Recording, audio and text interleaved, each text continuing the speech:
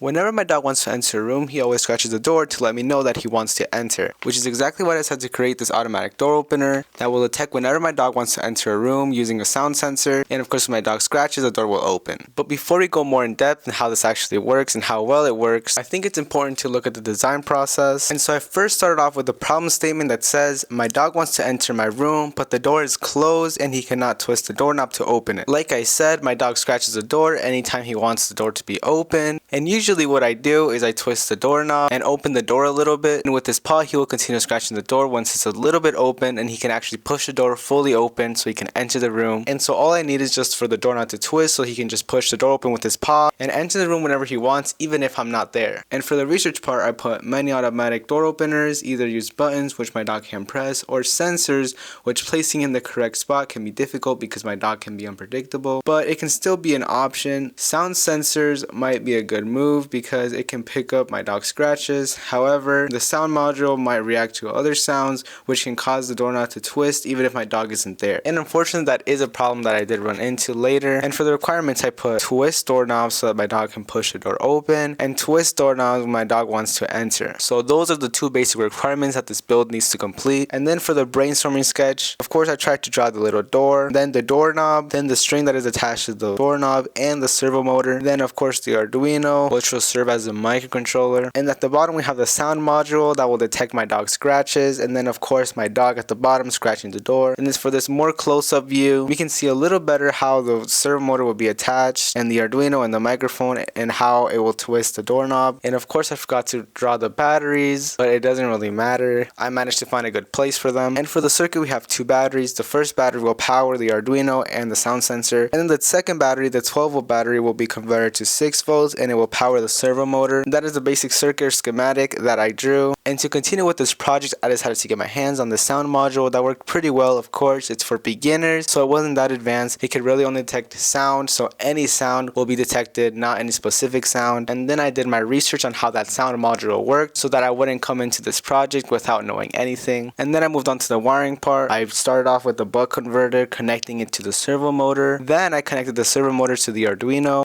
And then to test the servo motor, I decided to use a weaker servo motor because I thought the bigger servo motor would want to use amperage that the Arduino could not handle, but the smaller servo motor would not demand as much amperage, so it would just be safer to test with. And then I adjusted some stuff in the code to make sure that the servo motor would move from 0 to 180. And once I started noticing that the servo motor was working pretty well and moving as intended, I moved on with the build. And then I decided to modify the servo motor so that it could pull the doorknob and open it for my dog. At first I tried going for the circular thing that would just wrap the string around the motor, but this was way too small and it would not pull the doorknob as much, so I decided to scratch that idea and then move on with the bigger build. This one ended up being a bit more bulky, but it would actually pull the string pretty well and it would actually open the doorknob pretty well, so I went to go test it out, and of course it started working pretty good. And as you can see, it twisted the doorknob and I was easily able to push the door open. And once it closed, I tried pushing it just to show you guys that it's not moving unless it's twisted. And once I did all that testing, I decided to cut out the excess string. Then I went on adding the other components. I added a battery holder,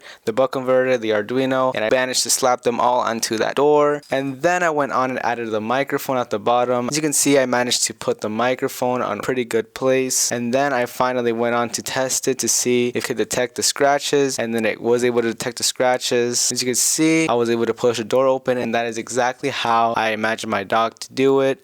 Just scratching the door, and once the scratching gets detected by the microphone, it will twist the doorknob and it would be easily able to push open, and then my dog can easily enter whenever he wants without any problems, without us having to open it for him every single time.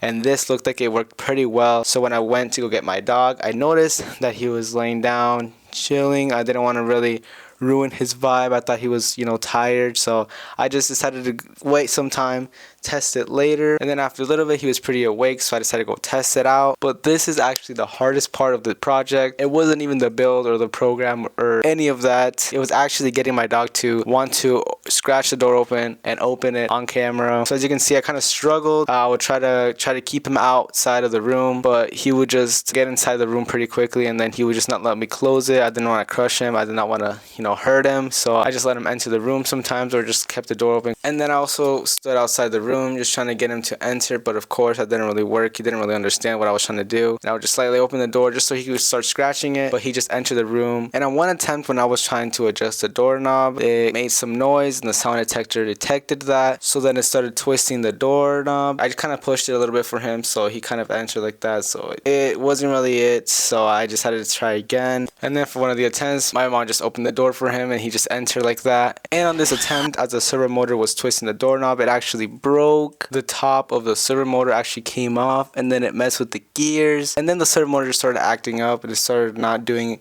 what it was supposed to be doing. And I was so confused and frustrated with this. But what actually ended up happening was that since I had the servo motor attached to this cardboard in the back, I had taken the screws out of the servo motor so that I could then safely and firmly attach the servo motor to the cardboard to prevent the servo motor from moving when it was twisting the doorknob. However, the thing about this is that since the screws hold the servo motor together, I ended up not screwing the screws in correctly. And so once that force of twisting the doorknob happened, the top of the servo motor actually came off, and that is when all the gears fell out of place, and then it just started tweaking out and not moving as intended. So what I did instead of just having two screws connecting the servo motor together at all times, then have the other two screws holding the servo motor into the cardboard, so that way even though the servo motor got ripped off of the cardboard because of the pressure of pulling the doorknob, the gears would still stay in place since the servo motor would not come apart and they would not cause any more problems. I would not need to rebuild the servo motor. And once I fixed the servo motor, I put it back to the door, and once I was back, I went on to test again. And on one of the attempts, the sound sensor actually detected something from the kitchen, which made the servo motor twist the doorknob, and then my dog scratched the door and he was able to enter. So it worked 50-50 because technically my dog was able to automatically enter, but it really wasn't the scratches that caused the doorknob to twist, so I had to retry again. And now we can actually see some of the limitations of the sound sensor because it would literally detect any sound, as also a clapping noise could also make the doorknob twist and open, so any sharp noise would actually activate it, but the noise would still have to be pretty loud, so not just any noise will activate it. So the sound sensor would actually still work as long as there isn't any sudden sound. And so finally for this attempt, I actually got my dog to fully open it by himself, and so it started him out right here. He scratched the door. As you can see, the doorknob is twisting